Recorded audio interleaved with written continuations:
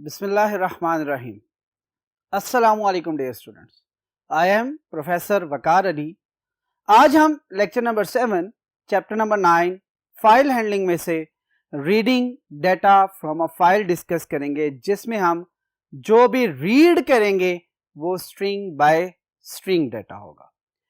Last lecture में हमने discuss किया था रीडिंग एंड राइटिंग, जिसमें हमने डिस्कस किया था कि हम कैरेक्टर बाय कैरेक्टर किस तरह एक फाइल से रीड करते हैं और कैरेक्टर बाय कैरेक्टर फाइल में किस तरह राइट करते हैं।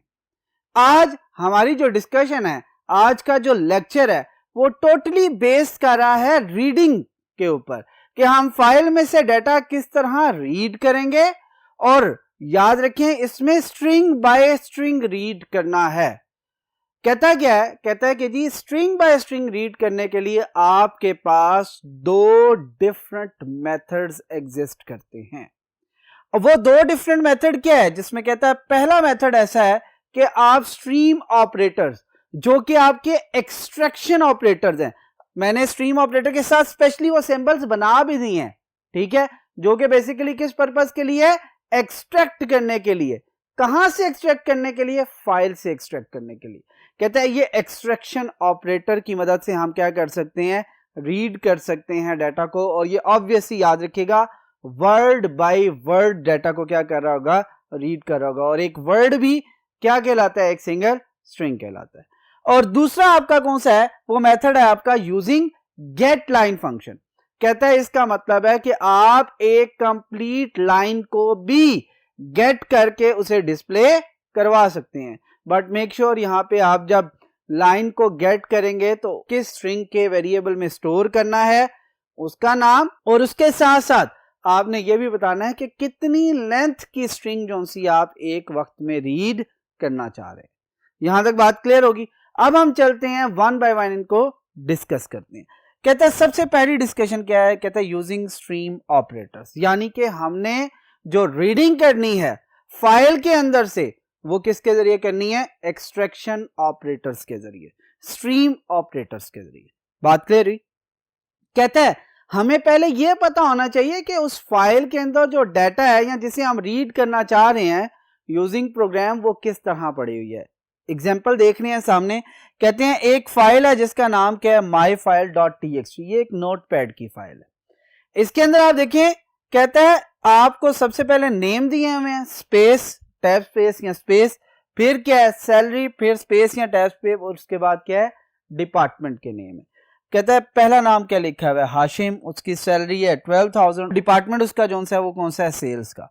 कहता है दूसरा आपका एम्प्लॉय जो सा है उसका नेम है अमारा, उसकी सैलरी है 15,000 और उसका डिपार्टमेंट क्या है? एचआर का। इसी तरह अगर हम थर्ड एम्प्लॉय की तरफ देखें तो थर्ड एम्प्लॉय आपका कौन सा है? अथर, नेम उसका अथर है, उसकी सैलरी 13,000 है और वो जो डिपार्टमेंट है उसका है दैट इज आईटी डिपार्टमेंट है। इस टेबल को जहन में रखिएगा, क्योंकि हम जिस फाइल को रीड करने जा रहे हैं वो फाइल कौन सी है? आपकी myfile.txt। इसीलिए आपको पता होना चाहिए कि पहली लाइन के अंदर नेम, सैलरी और डिपार्टमेंट है और बाकी तीन नाम किस तरतीब के साथ आ रहे हैं। जब हम प्रोग्राम के जरिए इस फाइल को रीड करें तो हमें अंदाजा होना चाहिए कि हम कौन सी फाइल रीड कर रहे हैं और इसका कौन कौन सा डाटा किस तरतीब से आपको मिल रहा होगा। अब हम चलते हैं नेक्स्ट बोर्ड की तरफ और एग्जाम्पल देखते हैं, प्रोग्राम देखते हैं जिसमें ये कंप्लीट का कंप्लीट डाटा हम रीड करेंगे यूजिंग प्रोग्राम। चले मूव करते हैं नेक्स्ट बोर्ड की तरफ। जी डियर स्टूडेंट्स, ये सामने आपका प्रोग्राम लिखा हुआ है जो कि बेसिकली क्या डिस्कस कर रहा है? वो जो हमने myfile.txt देखी थी जिसमें नेम, सैलरी, डिपार्टमेंट, तीन नेम्स दिए हुए थे, तीन उनकी सैलरीज दी हुई थी और तीन डिफरेंट डिपार्टमेंट्स के नेम दिए हुए थे। ये क्या करेगा प्रोग्राम? कहता है ये उस फाइल में से डाटा को रीड करेगा वर्ड बाय वर्ड और फिर किसी ना किसी वेरिएबल्स के अंदर स्टोर कर देगा और जिन वेरिएबल्स के अंदर स्टोर करेगा उन वेरिएबल की वैल्यूज को हम आउटपुट स्क्रीन के ऊपर डिस्प्ले करते चले जाएंगे। यहां तक बात क्लियर हुई? पहले एक दफा हम प्रोग्राम को देख लेते हैं कि इसमें क्या है, फिर उसके बाद वन बाय वन स्टेटमेंट को एग्जीक्यूट करते हुए इसको ड्राई रन देंगे ताकि ज्यादा बेहतर तरीके से आप इसे अंडरस्टैंड कर सकें। अब देखिए सबसे पहली स्टेटमेंट क्या है? हैश इंक्लूड iostream.h, क्योंकि हमारा आउटपुट स्क्रीन के साथ वर्किंग होनी है, आउटपुट स्क्रीन हमने जो सी है उसके ऊपर डिस्प्ले करना है, जो डाटा रीड करना है, लिहाजा हमने iostream.h को यूज कर लिया। conio.h obviously gate ch function या कोई भी आपका कंसोल बेस्ड जो फंक्शन है वो इस्तेमाल करना चाह रहे हैं, इसलिए conio.h को यूज कर लिया। उसके बाद आपका fstream, क्योंकि हमारा जितना भी ताल्लुक है, जितनी भी रीडिंग और राइटिंग है, वो सारी की सारी कहां से हो रही है, फाइल के अंदर से, तो लिहाजा हम क्या करेंगे, फाइल स्ट्रीम यानी कि fstream.h क्लास को अपने प्रोग्राम के अंदर क्या कर लेंगे, ऐड कर लेंगे।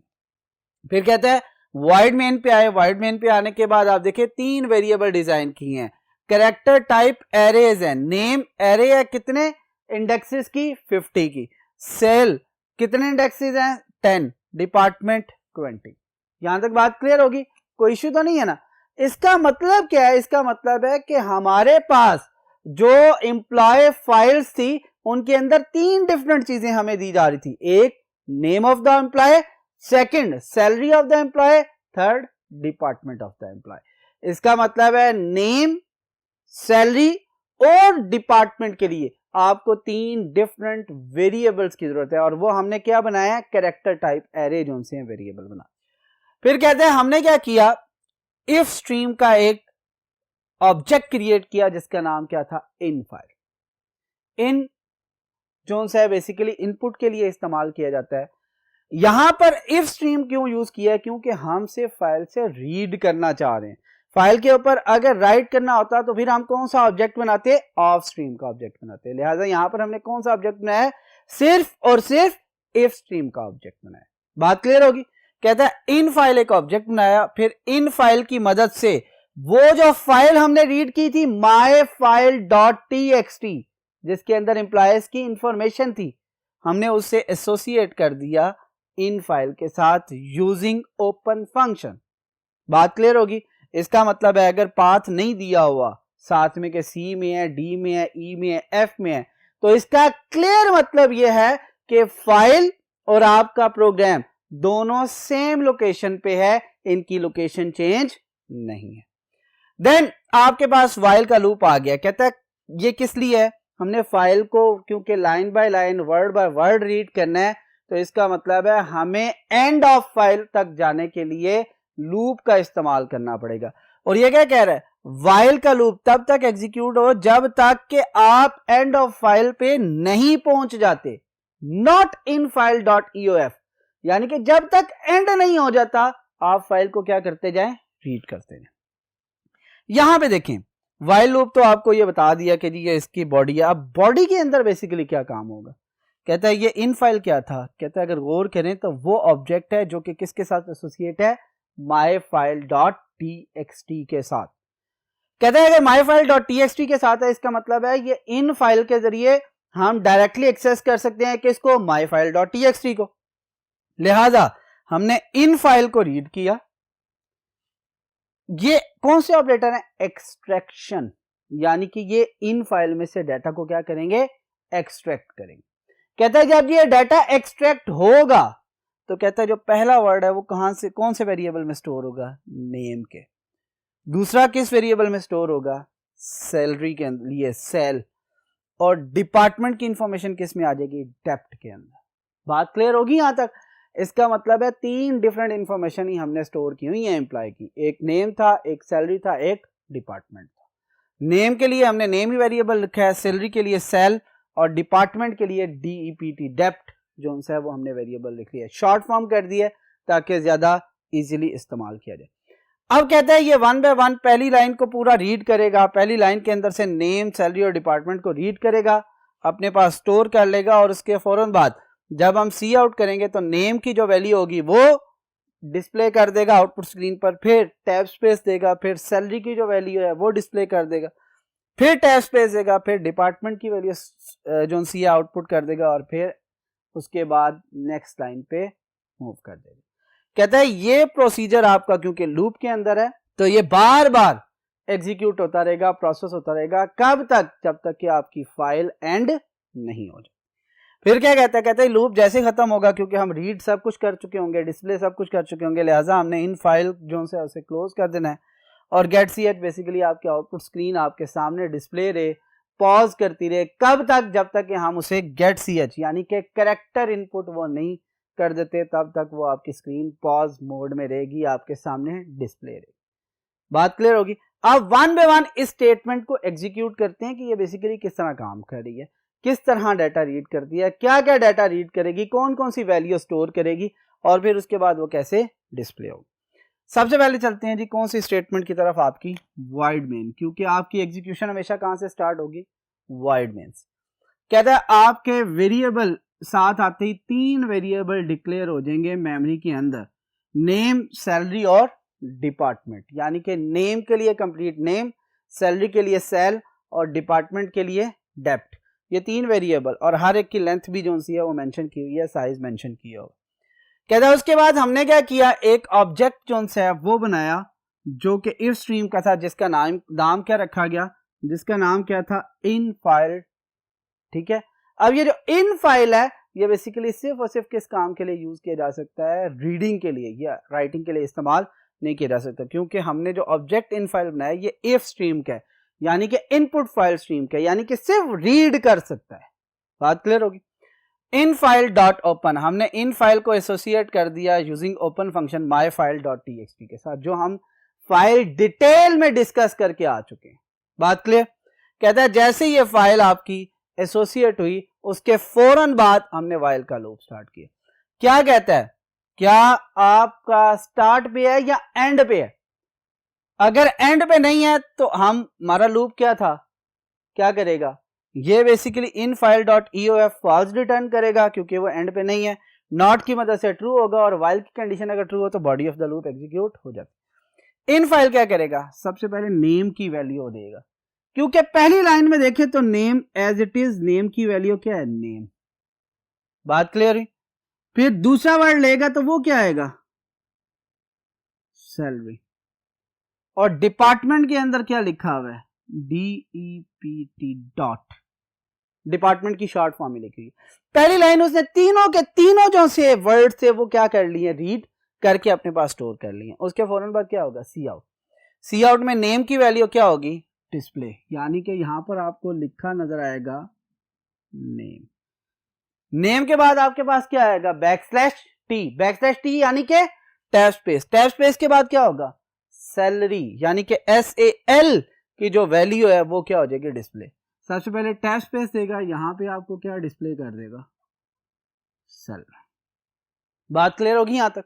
अब तीसरी बात क्या कहता है, फिर टैब स्पेस दें और टैब स्पेस के बाद कौन सी वैल्यू डिस्प्ले करनी है, डेप्थ।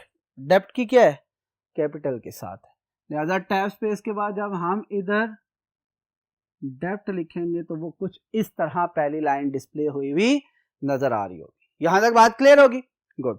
अब देखें ये लास्ट लाइन है, यानी कि इसके बाद कर्ली ब्रेसिस है, कर्ली ब्रेसिस का मतलब है दोबारा हम कहां पे चले जाएंगे, वाइल लूप की कंडीशन के ऊपर। दोबारा देखेगा क्या फाइल एंड हुई है, नहीं हुई, लिहाजा क्या होगा, यहां पे end of file false return करेगा, नॉट की वजह से वो ट्रू कर देगा और दोबारा हम यहां पे आ जाएगा, क्योंकि अब सेकंड लाइन है। नेम के अंदर जब वैल्यू रीड करेगा, जो कि आपकी सेकंड लाइन थी, उसके अंदर जो नाम लिखा हुआ था दैट इज हाशिम। बात क्लियर हुई।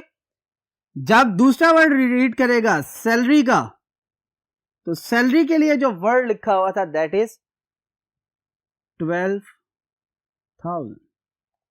बात क्लियर है। और जब तीसरा डिपार्टमेंट की वैल्यू यानी कि डेप्थ को रीड करेगा तो यहां पे क्या लिखा हुआ नजर आएगा, सेल्स। यहां तक बात क्लियर हुई। अब क्या होगा, फौरी तौर पे हम चले जाएंगे सी आउट स्क्रीन पे और हम क्या करेंगे, सबसे पहले डिस्प्ले करेंगे नेम की value that is Hashim, backslash T के बाद आप फिर टैब स्पेस देंगे और फिर क्या लिखेंगे 12,000 और लास्ट में आप क्या लिखेंगे सेल्स। और जैसे ही आपका होगा आप एंड एल की वजह से नेक्स्ट लाइन पे आ जाए। अब दोबारा देखिए ये लूप कितनी दफा चलेगा, क्योंकि 2 रिकॉर्ड इसके बाद हो रहे हैं तो 2 दफा मजीद चलेगा। और क्या आ जाएगा, इधर लिखा हुआ नजर आएगा हमारा 15,000 HR। यहां तक बात क्लियर होगी। कोई इश्यू तो नहीं है। फिर उसके बाद आपको थर्ड रिकॉर्ड जो है वो क्या लिखा नजर आएगा, अथर 13,000 IT। कहते हैं यहां तक जब आप रीड कर चुके होंगे तो यहां पे डिस्प्ले होने के बाद जब वाइल की कंडीशन जाएगी ना, सबसे पहले यहां पर infile.eof क्या रिटर्न करेगा, ट्रू। infile.ef क्योंकि एंड ऑफ फाइल पे तो हम पहुंच चुके हैं, लिहाजा नॉट उसे क्या कर देगा, फॉल्स कर देगा। जैसे ट्रू को फॉल्स में कन्वर्ट किया जाएगा तो होगा क्या, वाइल की कंडीशन फॉल्स हो जाएगी, और जैसे ही वाइल की कंडीशन फॉल्स हुई आपकी टर्मिनेट होते हुए कहां पे चला जाएगा, लूप से बाहर। नेक्स्ट स्टेटमेंट क्या है, इन फाइल डॉट क्लोज, यानी कि इन फाइल की जो एसोसिएशन डेवलप हुई है आपकी माई फाइल डॉट टीएक्सटी के साथ, वो क्या कर दें, खत्म कर दें, डिस्कार्ड कर दें। वो सेशन जो बना हुआ था वो क्या कर दें, खत्म। जो स्ट्रीम बनी हुई थी उसे क्या कर दें, टर्मिनेट कर दें। अब क्या होगा, इसके बाद इन फाइल के साथ कोई भी फाइल एसोसिएट नहीं है, यानी कि हम कोई भी रीड या राइट का ऑपरेशन परफॉर्म नहीं कर सकते। और जैसे ही रीड राइट का ऑपरेशन परफॉर्म नहीं होगा तो उसके बाद हमारा तो कोई काम रहा ही नहीं, लिहाजा हमने गेट ch कर लिया और आपको आउटपुट स्क्रीन पे एज इट इज ये इंफॉर्मेशन नजर आ जाए। दोबारा एक दफा देख लेते हैं। कहता है वाइड मेन पे आए तो सबसे पहले 3 वेरिएबल डिक्लेयर हुए मेमोरी के अंदर, नेम, सेल और डिपार्टमेंट या डेप्थ। फिर इफ स्ट्रीम का एक वेरिएबल डिक्लेयर किया इन फाइल को ओपन करके माई फाइल डॉट टी के साथ क्या कर दिया, लिंक कर दिया। फाइल पूरी को रीड करते रहे एंड ऑफ फाइल तक और वर्ड बाय वर्ड हर एक वैल्यू को एक्सट्रैक्ट किया और फौरी तौर पे उसके बाद डिस्प्ले करते गए और हर वेरिएबल की वैल्यू के दरमियान \t लिखते गए, और जब पूरी की पूरी लाइन डिस्प्ले होगी तो हम नेक्स्ट लाइन पे चलेगी। ये लूप चलता रहा जब तक कि एंड ऑफ फाइल ना हुई। जैसे ही एंड ऑफ फाइल हुई आप बाहर आए, फाइल को क्लोज किया और उसके बाद आपका प्रोग्राम क्या हो गया, खत्म। यहां तक बात क्लियर होगी। ये बेसिकली हाँ अभी जो हमने प्रोग्राम किया ये क्या कर रहा है, ये कर रहा है कि जी आपकी स्ट्रीम ऑपरेटर यानी कि एक्सट्रैक्शन ऑपरेटर को इस्तेमाल करते हुए स्ट्रिंग को रीड करना फ्रॉम अ फाइल। यहां तक बात क्लियर है। चलिए हम मूव करते हैं टुवर्ड्स नेक्स्ट बोर्ड और देखते हैं सेकंड मेथड बेसिकली किस तरह काम करता है।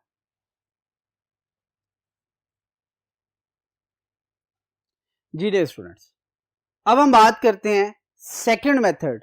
वो क्या था, हमने कहा था कि जी हम स्ट्रिंग बाय स्ट्रिंग रीड कर सकते हैं using get line function. Get line string based function है, स्ट्रिंग को रीड करने के लिए यूज किया जाता है। क्यों यूज किया जाता है, कहता है क्योंकि ये फाइलिंग में से या फाइल्स के से अंदर से, ये कट कीजिएगा पिछली लाइन, ये इसलिए इस्तेमाल किया जाता है ताकि हम फाइल के अंदर से कोई मखसूस लेंथ का, खास लेंथ का जो डाटा है उसे एक ही वक्त में रीड कर सके और किसी वेरिएबल के अंदर स्टोर कर सके। पहले तो क्या था, जो हमने पिछला प्रोग्राम देखा है उसके अंदर हमने देखा है कि जी जो एक कंप्लीट वर्ड है उसे उठा के वो क्या कर लेता है, रीड करता है और एक वेरिएबल के अंदर स्टोर कर देता है, वो स्ट्रीम ऑपरेटर थे। लेकिन अगर हम चाहते हैं कि खास लेंथ के जो से डाटा है उसे रीड किया जाए तो सबसे आसान काम क्या है कि आप गेट लाइन फंक्शन को इस्तेमाल करते हुए स्ट्रिंग बाय स्ट्रिंग फाइल को रीड कर सकते हैं। अब हम देखते हैं इसके लिए सबसे पहले फाइल को और फिर उसके बाद बात। कहते हैं यहां पर देखें हमारे पास एक फाइल है जिसका नाम क्या है, string.txt। यहां पर मैंने कुछ काम किया हुआ है, ब्लू के साथ सारे के सारे कैरेक्टर्स जो कि अल्फाबेट्स हैं वो लिखे हुए नजर आ रहे हैं और रेड लाइंस जो उनसे रेड अंडरस्कोर या हाइफन इसे जो यूज किए हैं वो बेसिकली स्पेस को रिप्रेजेंट कर रहे हैं। और आपको पता है फाइल के अंदर स्पेस भी एक सिंगल कैरेक्टर के तौर पर इस्तेमाल किया जा रहा होता है। यानी कि यहाँ पे लिखा हुआ है C++ is an object oriented programming language. अब ये बड़ा इंपॉर्टेंट है क्योंकि मैं ये जगह छोटी थी तो ये आपको दूसरी लाइन पे जाते हुए नजर आ रहा है। ओरिजिनली ऐसा नहीं है, जब आप नोटपैड की फाइल खोलते हैं तो एक ही लाइन में आपको बहुत ज्यादा डाटा जो है वो राइट हो सकता है, इसलिए कोई इतना बड़ा इशू नहीं है। यहां पर सिर्फ समझाने के लिए आपको कि अगर ये डाटा है और इसे हम खास छोटे छोटे हिस्सों में स्ट्रिंग की लेंथ बताते हुए रीड करना चाहें तो इजीली रीड किया जा सकता है। देखते हैं आप प्रोग्राम को। यहां पे देखें सबसे पहली फाइल iostream.h को इंक्लूड किया है, दूसरी conio.h को, तीसरी string.h को, चौथी fstream.h। जो आपने लास्ट प्रोग्राम देखा था उसमें string.h नहीं थी, क्योंकि जो एक्सट्रैक्शन ऑपरेटर्स हैं या इंसर्शन ऑपरेटर्स होते हैं वो बेसिकली डायरेक्टली डील कर रहे होते हैं आपके iostream के साथ। लेकिन क्योंकि यहां पर अब हमने एक फंक्शन यूज करना है जो कि कौन सा है, गेट लाइन फंक्शन, तो कहता है उसके लिए string.h को आपने क्या किया है, इंक्लूड करवाया। बात क्लियर होगी। प्रोग्राम की तरफ आते हैं। कहता है मेन आगे लिखा हुआ है और एक ही वेरिएबल बनाया that is str, character type array है, मैक्सिमम लेंथ कितनी उसकी बताई है 20। कहता है हमने इफ स्ट्रीम का एक ऑब्जेक्ट बनाया है रीड्स और डायरेक्ट उसका क्या किया फाइल, यानी कि यहां पर हमने ओपन फंक्शन इस्तेमाल नहीं किया। गौर करें, जब हमने कहा था कि टेक्स्ट फाइल क्रिएट की जाती है तो उसके दो डिफरेंट वेज है, यानी कि आप यूजिंग ओपन फंक्शन भी कर सकते हैं और विदाउट यूजिंग ओपन फंक्शन भी कर सकते हैं। विदाउट यूजिंग का मतलब क्या था कि आप ऑब्जेक्ट के साथ ही आप उसको पैरामीटराइज कर दें कि ये पैरामीटर्स हैं, ये फाइल है जिसके साथ वो एसोसिएट हो रहा है। यहां पे रीड्स किसके साथ एसोसिएट हो गया, string.h के साथ, जो कि फाइल हमने ये लिखी हुई है। ठीक है, कहते हैं जब तक रीड जो ऑब्जेक्ट है वो रीड करते करते एंड ऑफ फाइल तक नहीं पहुंचता तब तक ये लूप क्या होता रहे, एग्जीक्यूट करता रहे। अब यहां पे देखें इसकी पहली लाइन क्या है, रीड्स डॉट गेट लाइन। जो भी गेट लाइन होगी हम रीड करेंगे, कितने कैरेक्टर्स की होगी, वो 10 कैरेक्टर्स की, और वो स्टोर कहां करेगी, str के अंदर। और उसके फौरन बाद हम सी आउट कर देंगे str को और एंडल, यानी कि 10 कैरेक्टर्स के जितने भी पैचेस बनेंगे उन सबको रीड करके हम वाइंड अप कर देंगे। यहां तक बात क्लियर होगी, कोई इश्यू तो नहीं है। कहते हैं जैसे ये लूप टर्मिनेट होगा तो हम क्या करेंगे, इस रीड को क्लोज कर देंगे और get C H basically output screen को होल्ड करने के लिए यहाँ पे लगाया हुआ है। ये इनपुट फंक्शन है, ये कैरेक्टर को इनपुट करने वाला फंक्शन, लेकिन याद रखिएगा ये अक्सर औकात पूछा जाता है कि गेट सी एच का पर्पस क्या है, तो ये ना लिख दीजिएगा कि हर प्रोग्राम के एंड पे लिखा जाता है इसलिए कि आपकी स्क्रीन पॉज हो जाए। नो, बेसिकली है ये इनपुट फंक्शन, और जब तक इनपुट नहीं मिलती तब तक क्या करता रहता है, इनपुट का वेट करता रहता है। और जैसे ही आप देखें इनपुट देते हैं तो क्या होता है, स्क्रीन आपकी गायब हो जाती है। इसी वजह से एंड पे लगा दिया जाता है कि जब तक हम इनपुट नहीं देते वो आपका होल्ड स्टेट में रहे और जो रिमेनिंग या प्रीवियस जो भी आपकी आउटपुट है वो आपको नजर आती है। बात क्लियर। अब हम वन बाय वन इसे देखते हैं और साथ में ड्राई रन करते हुए इसकी आउटपुट को भी साथ साथ देखते चलते हैं।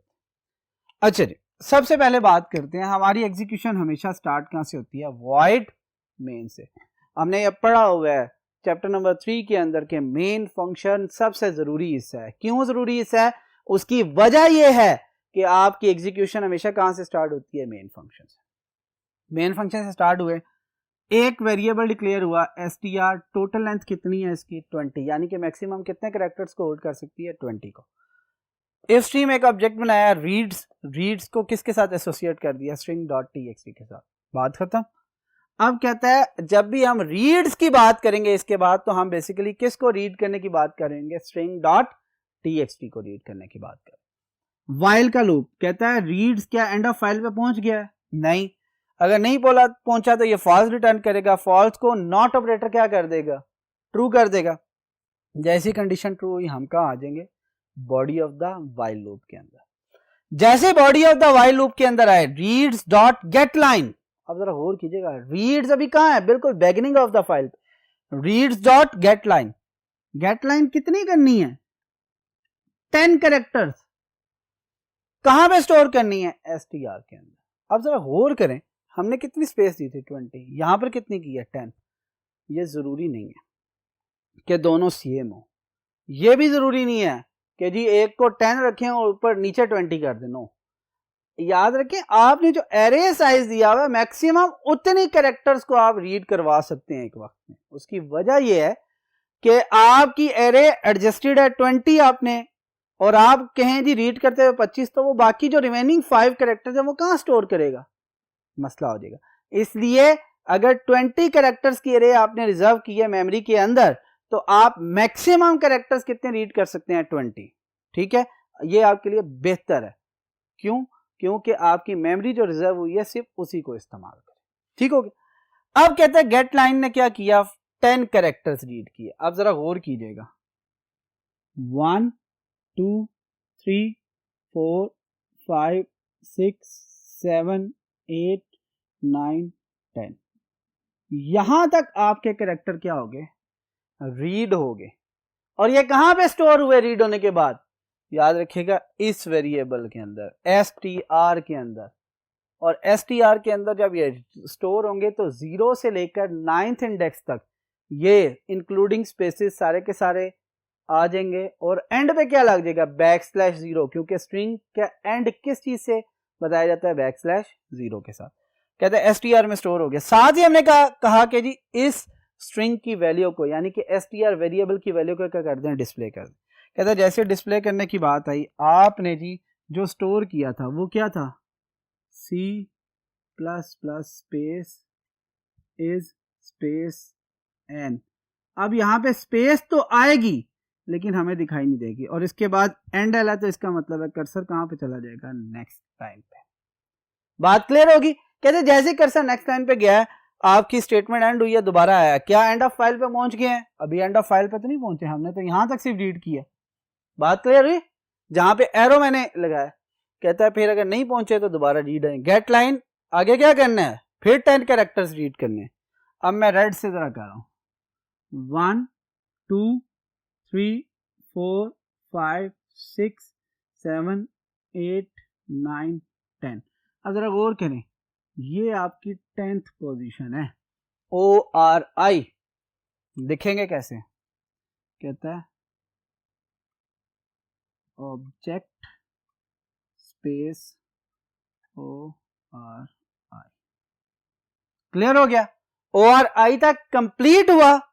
उसके बाद क्या होगा, डिस्प्ले होने के बाद हम एंडल की मदद से नेक्स्ट लाइन पे चले गए, दोबारा देखा एंड ऑफ फाइल पे पहुंचे हैं, नहीं पहुंचे, फिर रीड करेगा गेट लाइन की मदद से। देखिए आप जरा गौर करें, 1 2 3 4 5 6 7 8 9 10, यानी कि जी तक, प्रोग्रामिंग के जी तक ये क्या करेगा, आपको डिस्प्ले करवाएगा, स्टोर करेगा str के अंदर, और फिर क्या करेगा, उनको डिस्प्ले करेगा। और डिस्प्ले किस तरह करेगा, आप देखिएगा, ENTED स्पेस PROG तक आया, एंडल होने की वजह से कर्सर कहां चला गया, नेक्स्ट लाइन। यहां तक बात क्लियर होगी। क्या अभी भी फाइल एंड हुई है, तो फाइल एंड नहीं हुई। अगर फाइल एंड नहीं हुई तो दोबारा क्या होगा, रीडिंग गेट लाइन के जरिए। कैसे, 1 2 3 4 5 6 7 8 9 10, यानी कि प्रोग्रामिंग का R से लेकर लैंग्वेज के A तक जो है वहां तक आपका क्या होगा, स्टोर होगा str के अंदर, और str दोबारा उसके बाद सी आउट की मदद से डिस्प्ले होगा। तो कैसे, RAMMING स्पेस LA, यहां तक कंप्लीट हो गया। अभी भी फाइल आपकी एंड नहीं हुई, और अगर फाइल आपकी एंड नहीं हुई तो क्या होगा, कहता है फाइल एंड नहीं होने की मदद से आपको दोबारा रीड करना पड़ेगा, और दोबारा जब रीड करेंगे तो आपके पास 1 2 3 4 5 6, आगे आपकी कोई भी लेटर नहीं है, एंड ऑफ फाइल आ चुका होगा, लिहाजा 6 कैरेक्टर को अपने पास क्या करेगा, स्टोर करेगा, बाकी कोई भी वैल्यू नहीं आएंगी। और यहाँ पर आपको इसके बाद str के अंदर 6 वैल्यू एंड हो जाएंगी, और यहाँ पे आपको लिखा हुआ नजर आएगा NGUAG।